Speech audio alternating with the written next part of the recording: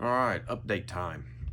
Monday, this past Monday, the 1st, I had something pretty significant happen, and it's answered, I believe, a couple questions. I had a bunch of activity at the end of October, November. Really good activity, close activity, pretty much groundbreaking in my own research, and then just nothing, pretty much the whole winter. And here slowly, during the past month and a half, seems like activity's picked up, even finding those tracks. So I thought, all right, well, why are they not interacting more? What's changed? What's going on? Are they skittish because of how close I got last time? What's up? I'm like, I've thought this whole time, well, obviously all the leaves are off the trees right now. It's been a super dry winter. And I noticed that with all the leaves off the trees, my house is lit up like an airport at night. And that light goes a pretty far distance back into the woods, right? So it's just not super conducive to them getting close. So I figured, all right, I'm gonna start cutting off all the lights at night, which I've been doing until I go to bed. Once I go to bed, I turn the outdoor lights back on. Now, Monday, I decided, all right, well, I think they're around. I'm gonna bring them a dozen eggs. So I got a dozen eggs.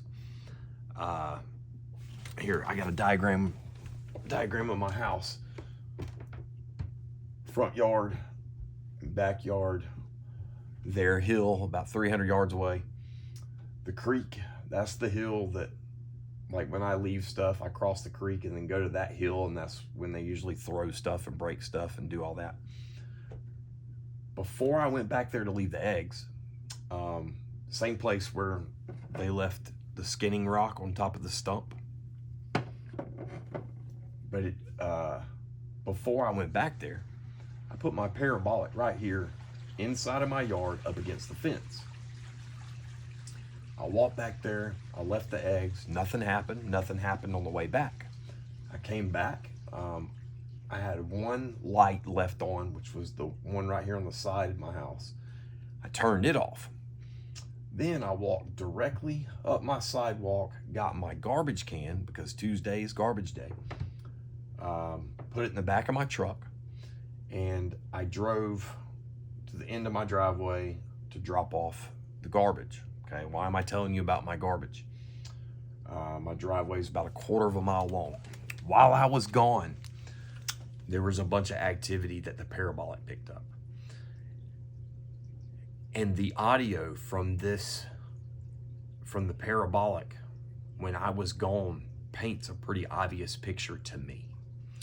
Now, there's been a number of times where we have noticed, especially during the day, that squirrels and birds react to Sasquatch being around the same way they do predators, or the same way they do us. The day of our sighting, after it ran off, when I'm looking that direction, trying to find it, it had ran behind me and towards Captain Joe.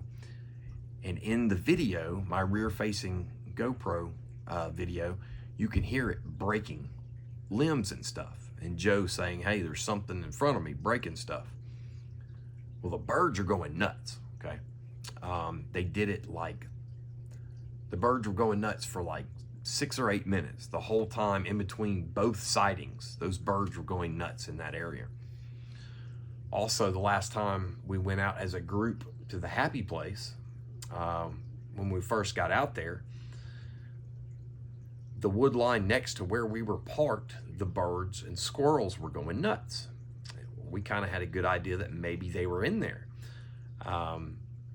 Hank thought he heard, I can't remember what he said he heard, like a whistle or something. I checked the audio, come to find out there are obvious vocals. They were there. Those birds and squirrels were reacting. Now, on my own property, I have noticed what seems like a bird chirping. Now, some of the trees and bushes on the back side of my house, I have always picked up thermal hits from the birds nesting in those trees or sleeping in those trees, right? So when I would have activity, especially like, there's a couple times when I was on that hill and I was having activity and there was throws and breaks, I would hear rustling over here, and then I would hear this chirp, like a bird chirping. What I thought was going on was that these low nesting birds, whatever they are, I don't know what species they are,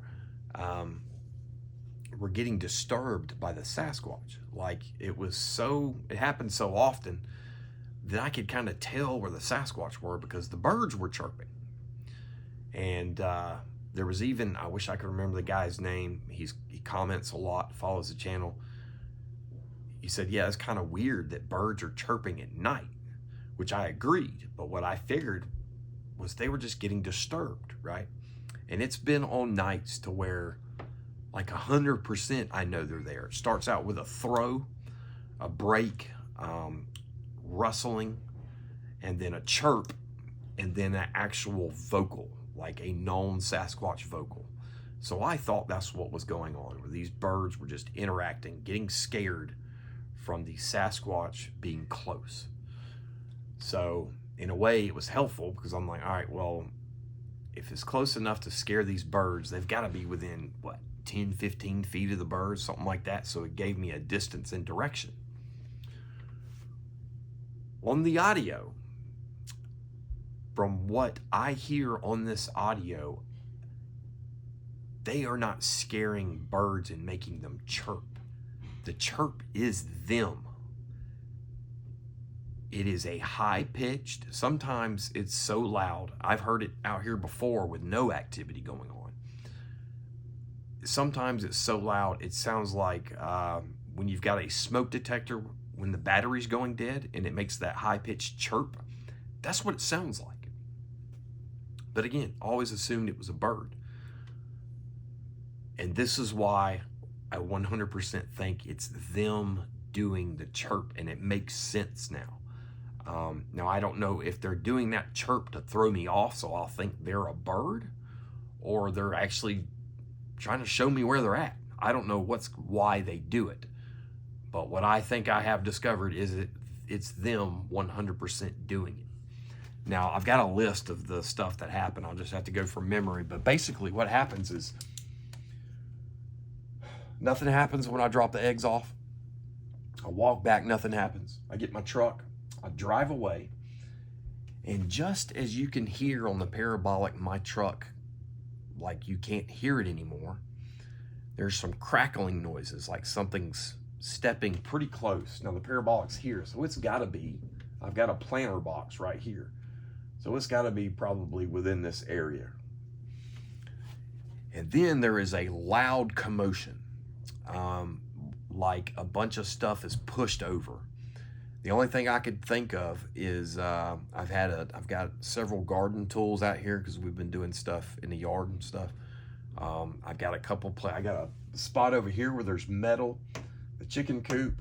There's a tree house back here. There's a number of places where it could have come from. Wherever it was, whatever it was super close. Unfortunately, I didn't realize this till the next day, so I didn't know to check that night. So I don't know what changed and what didn't. But it is obvious loud commotion, like they pushed something over. Maybe it was a shovel. I don't know what it is, but it's super obvious. Shortly after that happens, there is a change in the pitch of the audio, which I don't know if it's the bugs that are close quit making noise, or something is in front of the parabolic. But whatever it is, there's an obvious change to the pitch of the audio. After that, there's like some tapping. It almost sounds like it's either tapping the parabolic itself or the planter box that's in front of it. Pretty obvious tapping. Then you can hear what sounds like, or not sounds like, hold on, what goes first? So they knock everything over or make the commotion, then there's the tapping. Oh, then there's the the first chirp, okay? There's an obvious chirp sound, same one I've been hearing at other times. Right after that chirp, there's a little bit of movement, and then you hear my truck coming back down the driveway. Now, when I get to about right here, here's my fence. There's a dip right there. So when I hit, my suspension makes kind of a squeaking noise. That's not what you're hearing. The chirp comes way before I get down there. I park, I pull into the same spot, and I get out, and I'm walking back to my gate to close it. And when I get to about right here in the middle of my yard, there's an obvious throw. Something lands over here somewhere. And you'll be able to hear me in the audio talking. I don't think you can hear exactly what I say, but I'm reacting to that throw. So I close the gate. I go back inside to get my GoPro because I'm like, all right, they're out here because it's pretty obvious. I go inside. There's some more creaking and breaking, like something's moving around.